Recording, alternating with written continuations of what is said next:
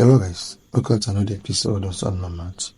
So we'll be having this question to solve. I told that we're given F equals mv squared over gr. I told to make g the subject of formula. Let's get down to it.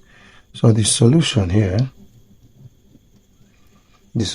will be, we have F equals mv squared over gr. What we do here, we have to cross multiply. And we'll cross multiply, we'll have it to be F equals, we have mv squared equals fgr.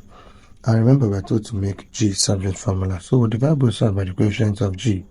So please, before we continue, do wait to follow us on our Facebook page at SURDMAN and YouTube channel at SURDMAN. So we'll divide both sides by the coefficient of g, which is fr, divided here by fr. So we're going to have that g is equals mv squared over fr. And that is it. Thank you. Bye-bye.